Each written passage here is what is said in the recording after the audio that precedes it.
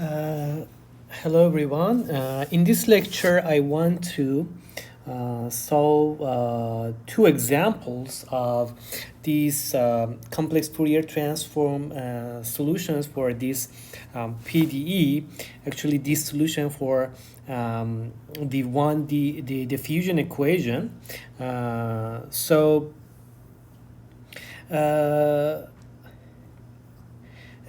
Before and after that, I'm going to solve one where we have, in addition to this diffusion term here, we also have an advection term, and then how we can treat that in this type of problems. Okay, so this is just to give you an idea how you can solve these kind of integrals, and to give you some insights into the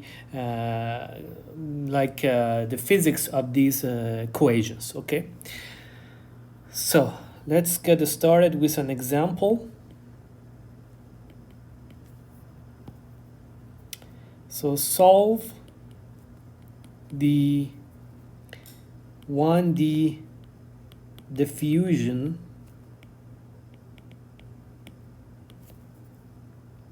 equation for a fluid in a channel with V equals to 0. That means no advection. So we don't have any advection. It's only the only process here is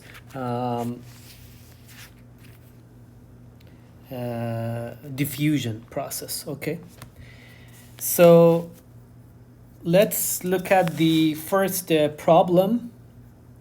So the problem looks like something like this. It's a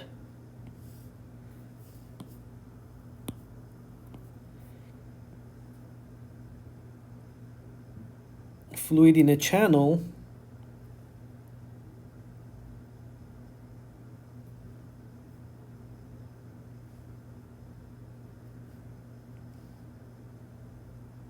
okay, so we have this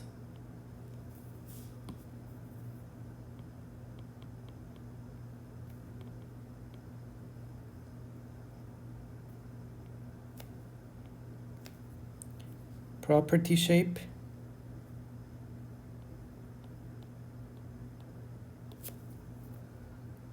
Here is X.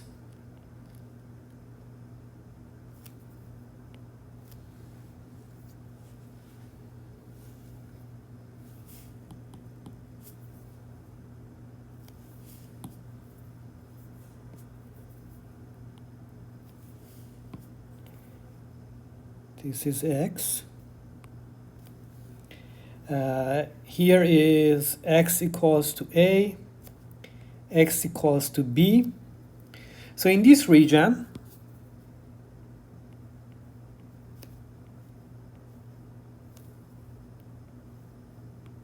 we assume that we have some sort of like concentration of something, like it could be a chemical or anything, and then we want to see what is the diffusion of that in the fluid. Okay, so here I say C equals to C0. C can be concentration. C here is 0. Here is also C is 0.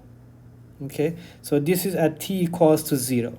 And then we want to see what would be the evolution of this in time. Okay, so for example,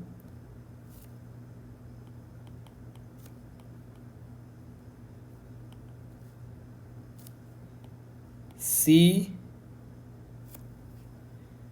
can be concentration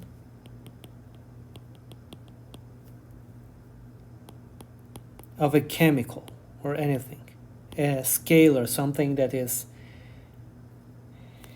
not it does not depend on the fluid. Okay, so the equation for that that is given in this problem is this partial C over partial t minus d partial square c over partial x square equals to 0. For x between minus infinity and infinity and t greater than 0. Okay, so this is a problem. This is the problem statement that we have to solve this equation with this given initial condition here. And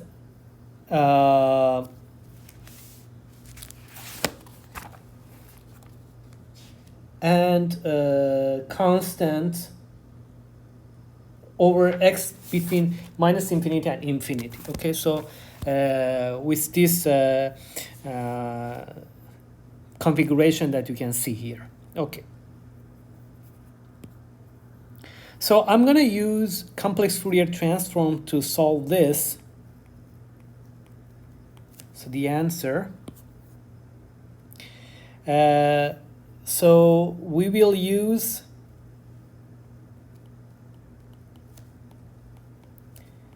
the solution from complex Fourier transform.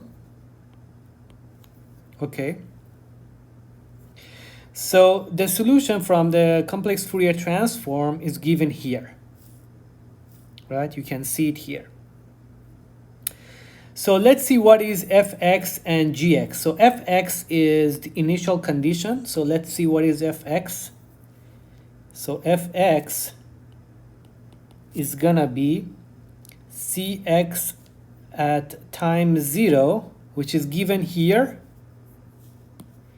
So it's gonna be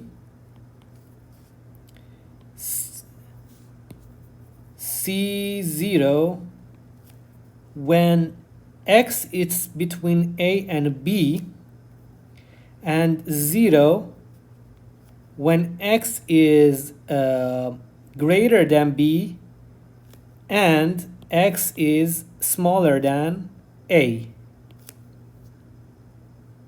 Right? So this is the initial condition. So this is the initial condition. And gx here, what it is? In this problem statement, it is just 0. So gx and t is 0. So let me gx and t is 0.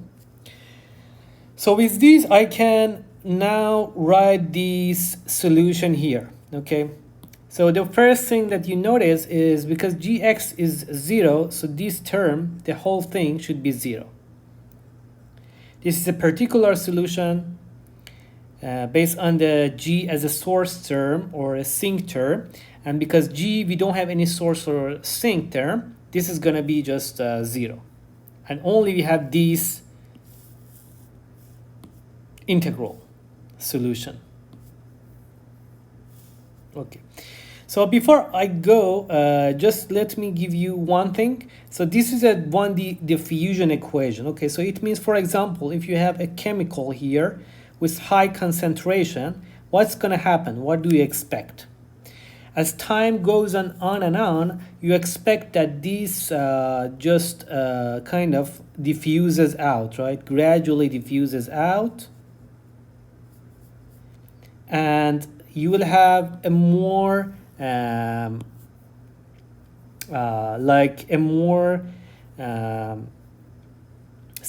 smoother field. So for example, if you have a concentration field that looks like this at the beginning, so here is 0 and here is C0. So as time goes on, we expect, because we don't have any source term, this should be smoothed out, right? And finally, as it smooths further and further,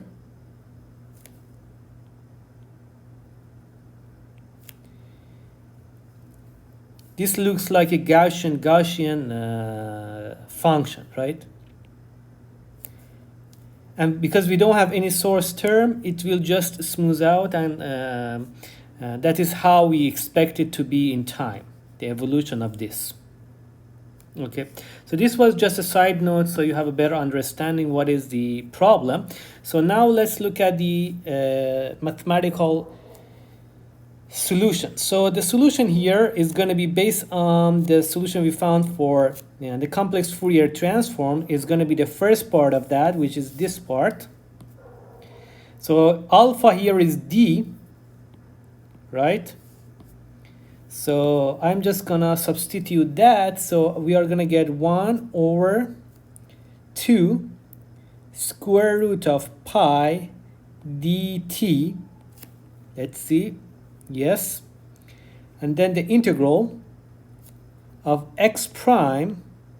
So instead of minus infinity to infinity, let me actually write it down then, so because you will understand it better. So I'm gonna write x prime from minus infinity to infinity of fx, which is cx at 0,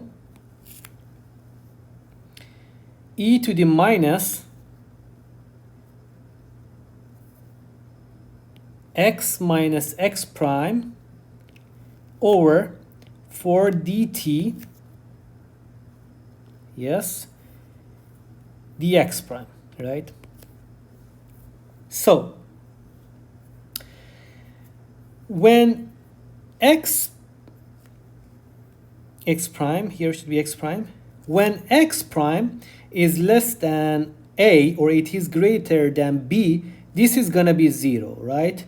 So it's only not 0 when x prime is between a and b.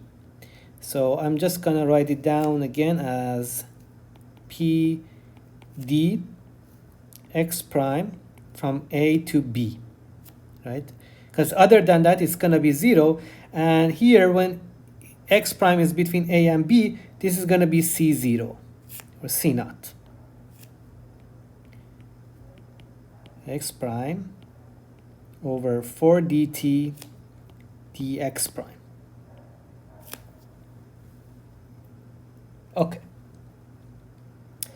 So now I want to make change of variables. So I define let eta be minus x prime over 2 square root of dt.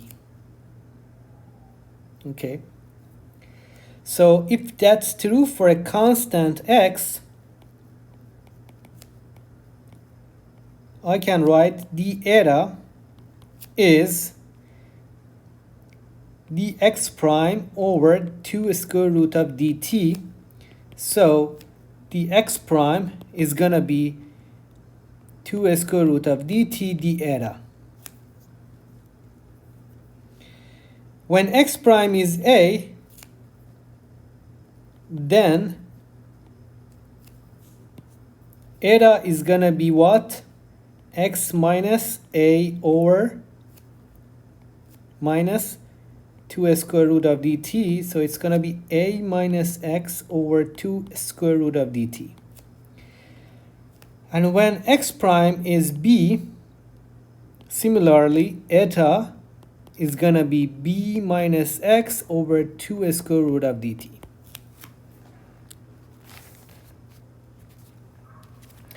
So now I want to change x prime with eta. Okay, so change the variable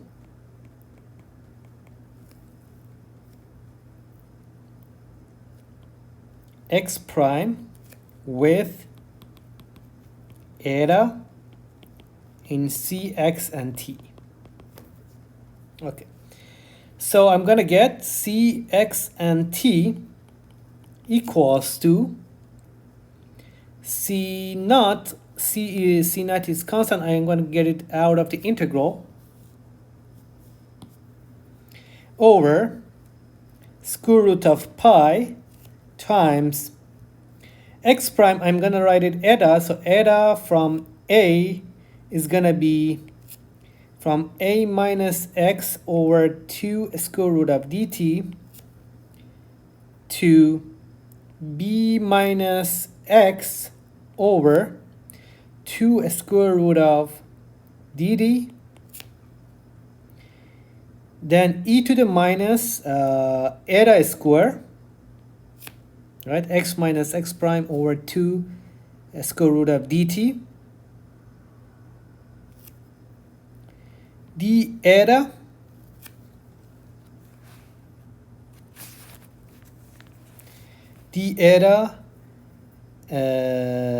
yes. So this is going to be my change of variable. When you change the variable and you have d 2 square root of d over t, which is canceling with this one, right? So that is why I have written this here. So this is going to be the simpler form of the solution. Okay. So I have to solve this integral. Okay, so you can use some tables for that, but I want to just write it as like famous or commonly known integrals that you can go to the tables and find it. So I'm going to write it as this, a famous function, integral function. So c square, so let me just start it and then I will define that. So I'm going to write it as c naught over 2 of 2 over square root of pi, the integral of 0 to b minus x over 2 square root of dt e to the minus eta square d eta minus 2 over square root of pi over times integral of 0 to a minus x over 2 square root of dt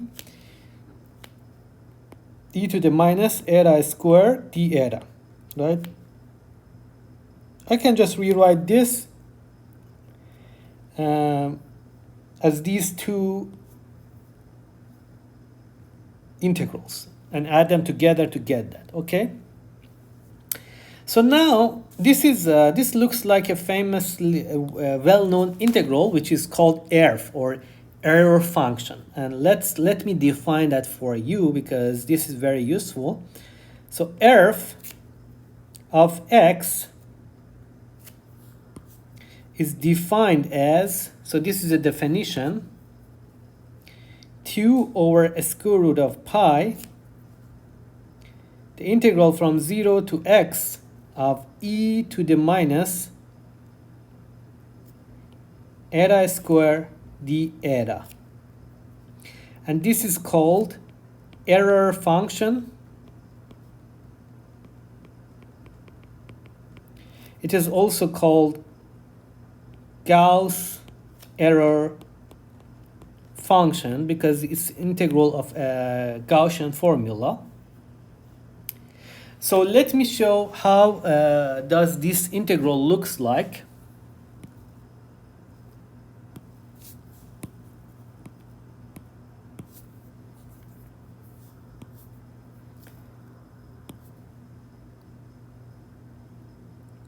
Okay, this is x.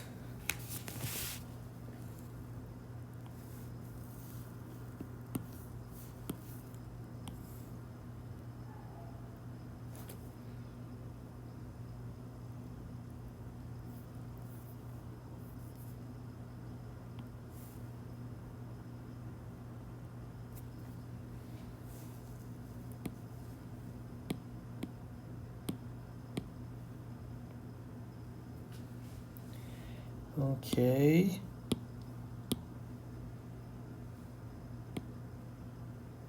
Let me change the line style to this.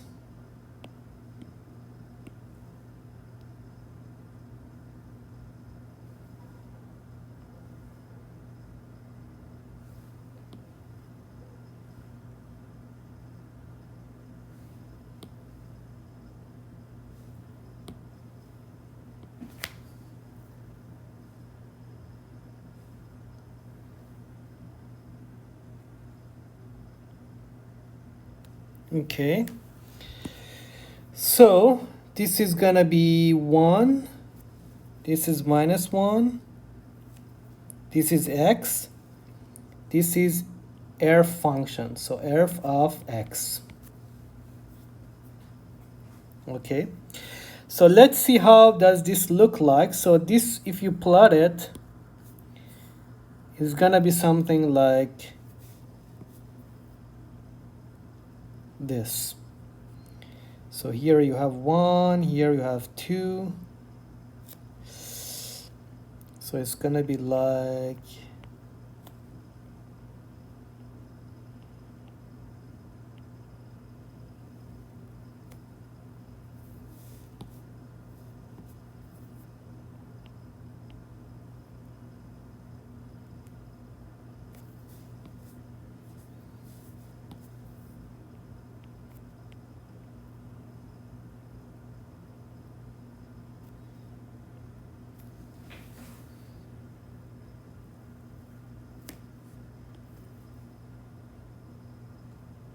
it's gonna be like this.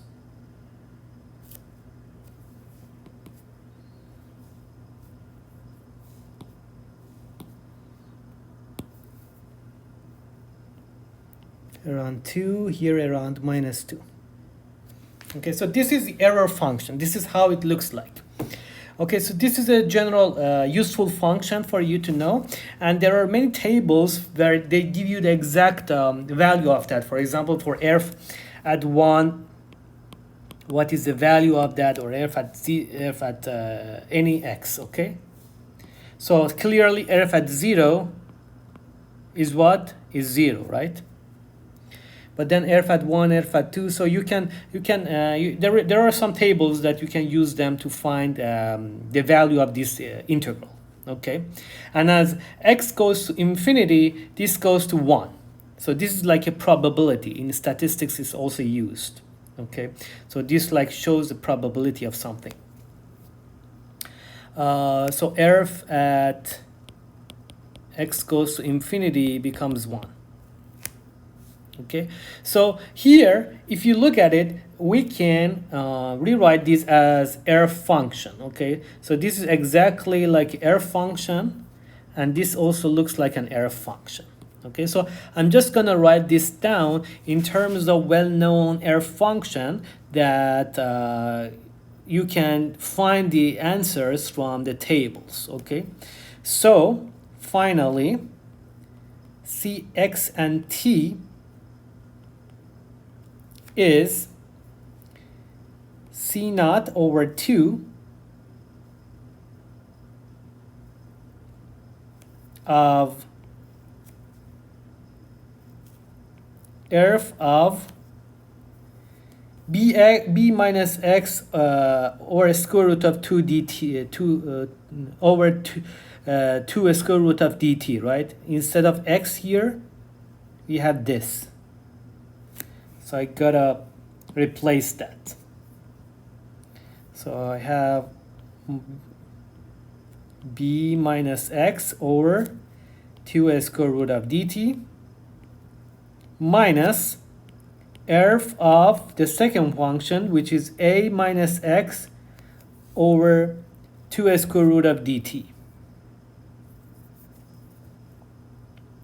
So a minus x over 2 square root of dt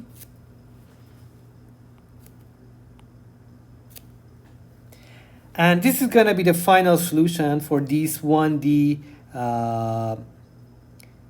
diffusion equation for a fluid in a channel with V equals to 0. So when we don't have any advection, this is how your solution is going to look like. From x equals to a to x equals to b, you have a concentration field with C0, C0, and this is going to be how it evolves in time. So you have the time here, the time dependency, and also the space dependency, which is x. So in space and time, this is how it's going to evolve. So this is the final solution for this.